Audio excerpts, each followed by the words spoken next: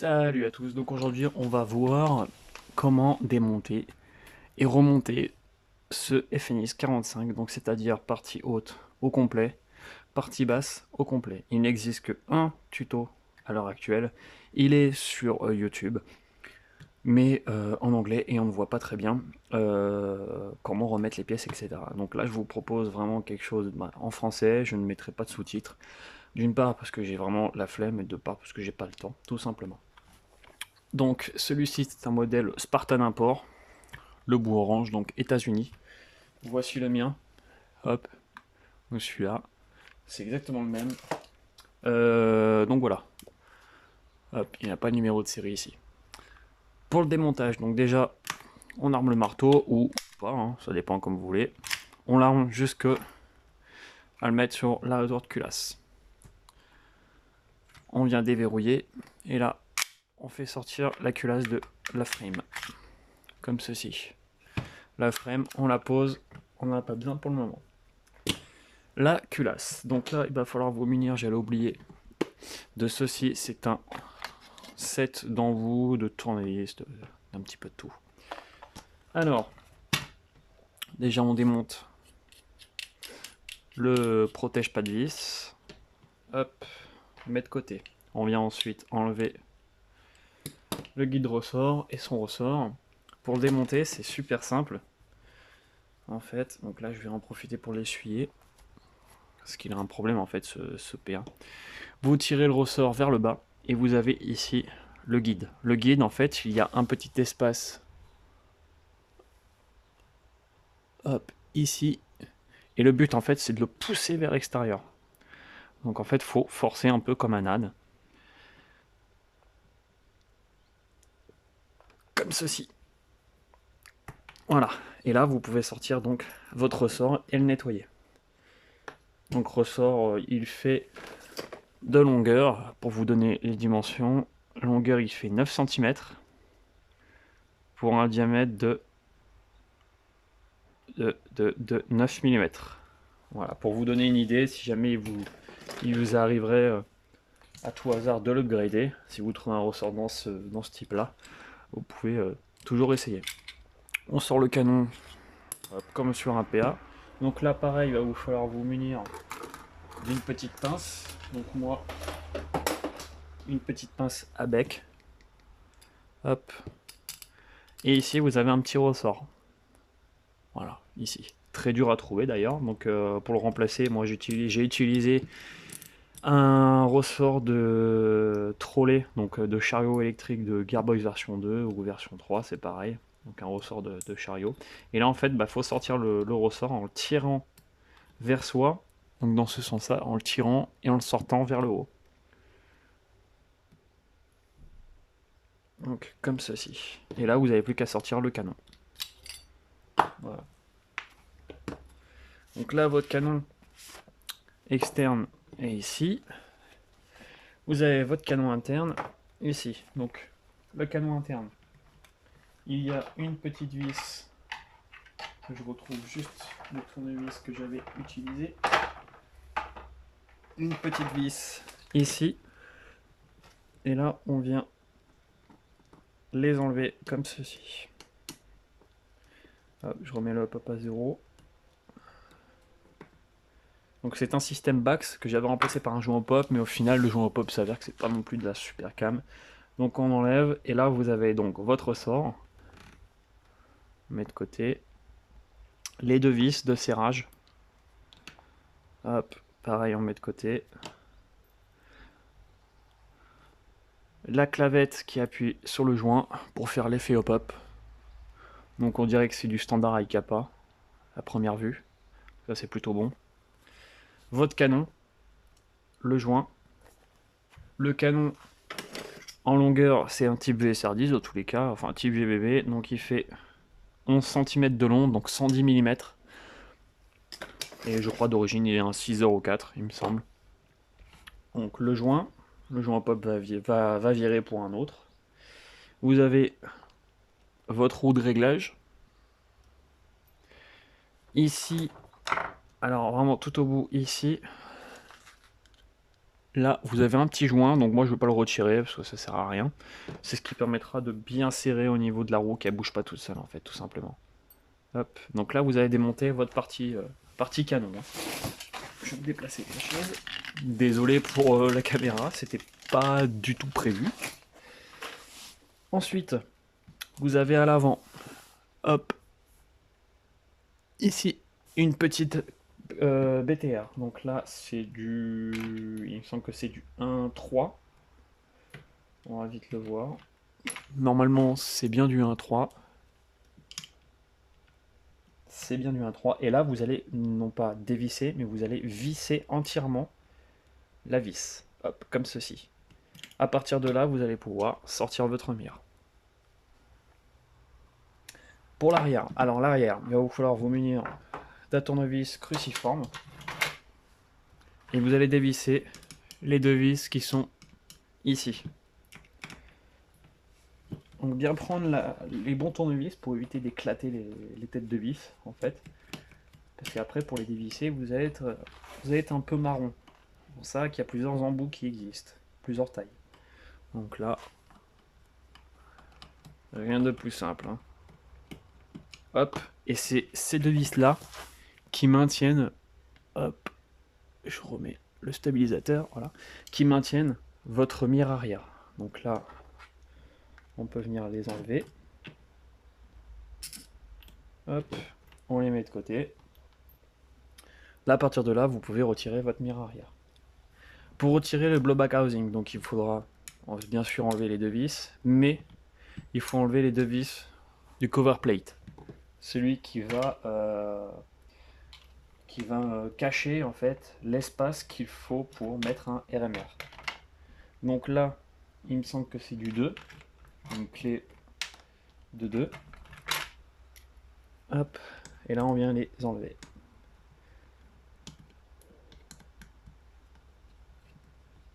Hop.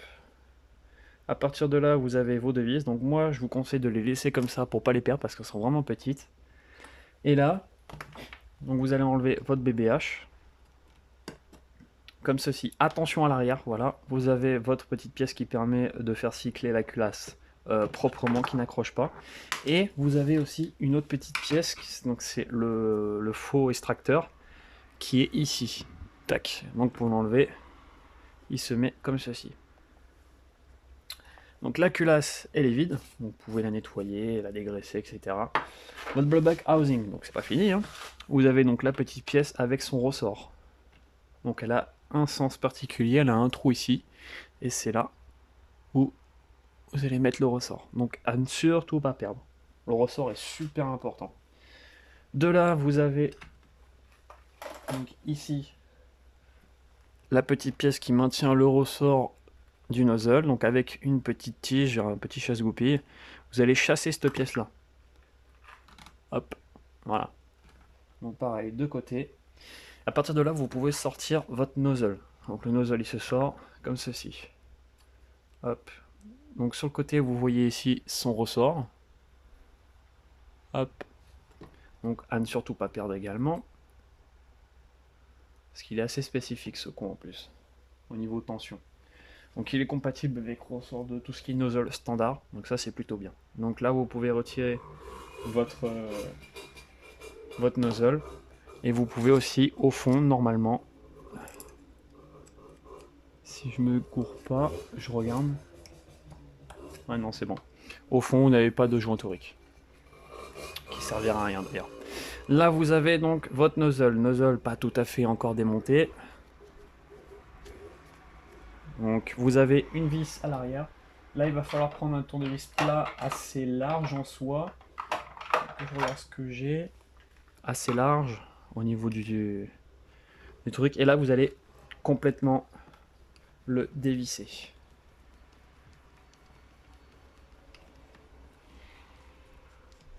Donc la pièce ensuite, vous pouvez la dévisser sans problème. Vous pouvez la sortir comme ceci. Donc pareil, à nettoyer, mettre de côté. Ici vous avez votre joint.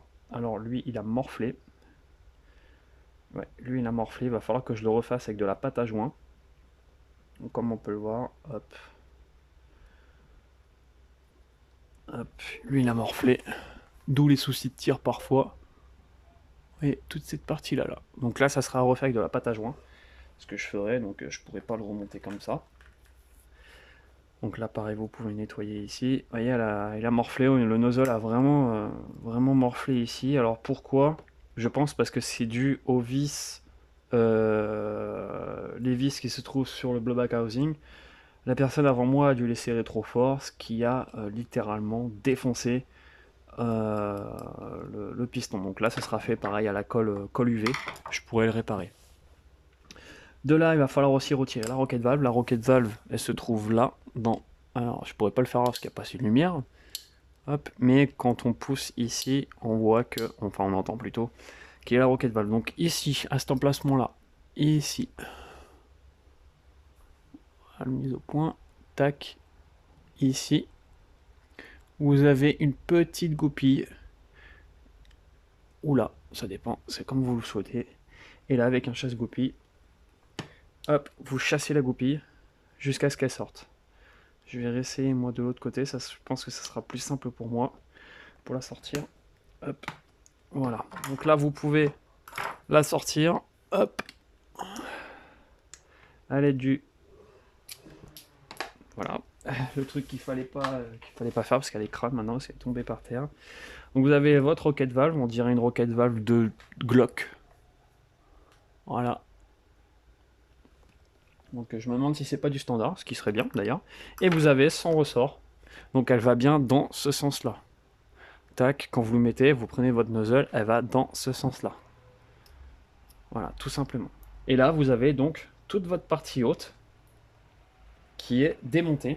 Donc vous avez vu, c'est extrêmement simple. La partie haute, c'est la partie vraiment la plus simple de cette réplique. La partie la plus compliquée, ça sera forcément la frame. Je vous raconte pas le délire que c'est. C'est une galère monstrueuse.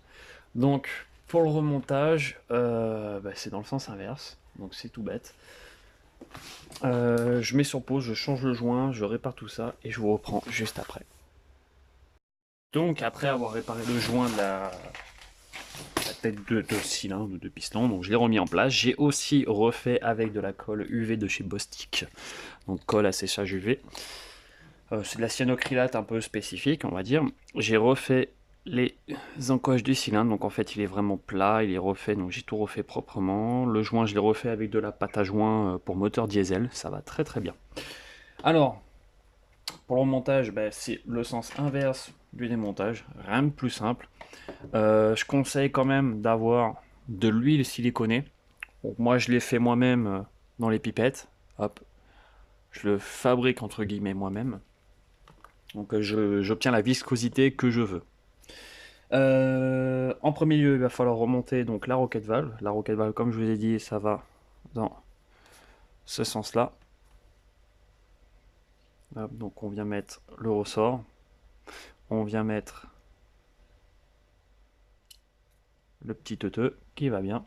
À partir de là, il va falloir pousser avec une pièce ou que sais-je, une tige, pour pouvoir remettre la goupille. Donc elle a un sens, c'est ici. Et là on vient taper. Donc moi j'ai pas mon marteau sur la main, donc je vais le faire avec ça. Hop, et là on vient pousser au maximum que l'on peut. Hop, pour pas que ça se barre. Donc voilà, c'est monté, c'est tout con. Va falloir ensuite mettre cette petite pièce là. Donc elle vient dans ce sens là, et avec un tournevis plat, on vient la resserrer, mais pas trop. Hop, comme ceci.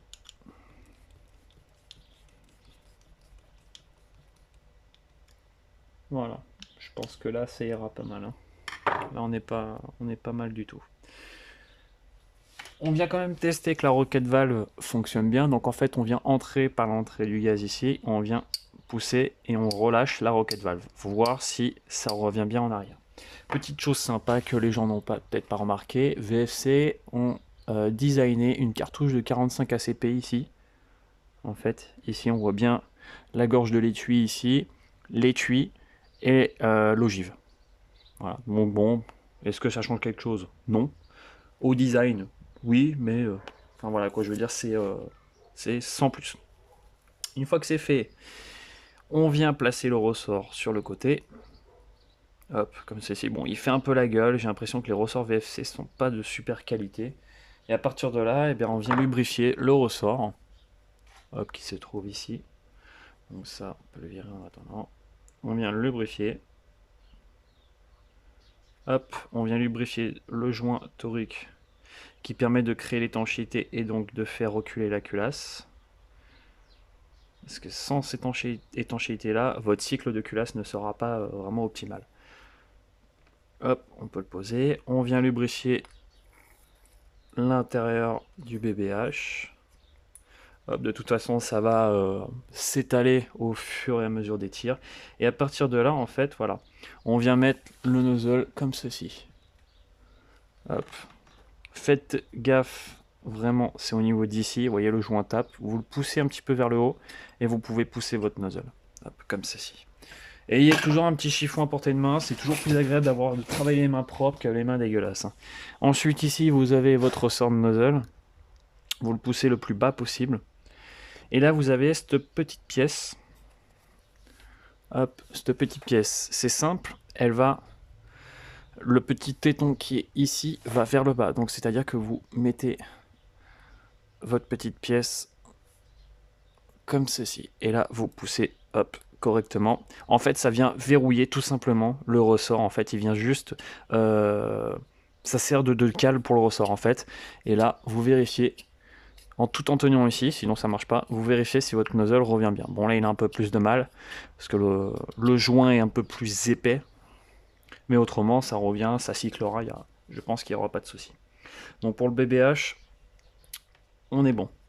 Enfin pour l'instant, j'ai oublié cette petite pièce qui va permettre le cycle fluide. Hop, donc vous mettez votre ressort n'importe quel sens, mais dans ce petit trou en haut, et ce petit trou viendra ici. Donc vous mettez... Hop, je regarde en même temps ce que je fais pour bien voir si on voit. Ouais, vous pouvez le mettre donc comme ceci. Une fois que c'est fait, vous prenez votre BBH, le nozzle vers l'avant, toujours, c'est logique en soi. Et là, vous l'insérez dans votre culasse, comme ceci, tout en maintenant l'arrière, hein, tout en maintenant cette pièce. Cette pièce, en fait, c'est simple, elle va pouvoir à la fois réarmer le marteau en arrière. Donc en fait, elle va pousser le marteau en arrière lors de son recul de la culasse. Mais quand la culasse va revenir en avant, celle-ci va se soulever et donc va empêcher que la culasse accroche à demi-course. Ce qui fait que vous aurez vraiment un cycle toujours fluide et moins de consommation, moins d'usure de pièces, etc. J'allais oublier une pièce importante entre guillemets. En fait, il y a l'indicateur de charge, extracteur entre guillemets. La pointe rouge, l'indicateur rouge vers le haut, votre culasse dans ce sens-là, et vous avez ici l'emplacement, la gorge. Donc les deux tétons qui se trouvent ici, vous allez devoir les mettre, tac tac tac, ici. À savoir qu'il y avait un petit logement de ressort, ouais, c'était peut-être prévu, enfin moi sur le mien, perso, je ne l'ai pas. Peut-être que j'en mettrai un, enfin pour l'instant, franchement... Oui, c'est prévu dans le sens où ça permet justement de, quand ça recule, ça vient comme ça, quand ça recharge, ça vient comme ça. Oui, on peut en mettre un, donc je coupe la vidéo vite fait et je vous reprends, on va en mettre un. Donc au final, j'en ai foutu un, franchement, ça coûte rien, j'en ai plein. Donc comme je l'ai dit, on vient remettre dans son emplacement. On le tient avec ce doigt-ci à l'arrière pour que ça maintienne vraiment plat. Le mieux, c'est vraiment de le pousser au maximum. De là, eh ben, il va falloir soit que votre culasse tienne comme ceci. Ah, là, ça va être une galère, je pense. Ça va être assez fastidieux comme remontage. Parce que j'ai pas eu l'habitude avec le petit ressort. Donc, comme je vous ai dit, il va falloir que cette pièce vienne comme ça. Et de là, en fait, eh ben, il va falloir se démerder.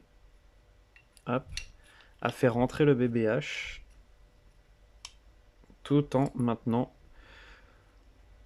tout le bordel. Alors le ressort n'est pas obligatoire en soi, moi je l'ai jamais eu sur le Phoenix. Peut-être que c'était prévu d'origine entre guillemets par Cyber et VFC, c'était peut-être prévu comme ça. Mais en attendant, j'en ai jamais vu un sur tous les Phoenix que j'ai pu démonter en soi. Voilà. Donc là, ça fonctionne. On voit que hop, quand le canon va venir, hop, tout est bon. Ça fonctionne. Et là, ça fonctionne pas. Est-ce que ça fonctionne avec le canon? Pourquoi ça aurait pas fonctionné? Je me demande. Ah si, si. Non, c'est moi qui a dû délirer. Non, non, ça... Il coulisse. Donc, c'est bon.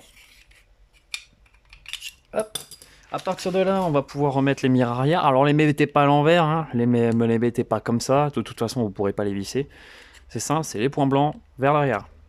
Hop, comme ceci. Il y a juste à les faire coulisser. Vous voyez? C'est rien de plus bête. On met les vis, les grandes, ici. Vous essayez de jouer droite et gauche pour justement pouvoir les visser correctement. Hop. Comme ceci. Bon, on entend l'alarme des pompiers. Bon, il y a avoir besoin d'un coup de main.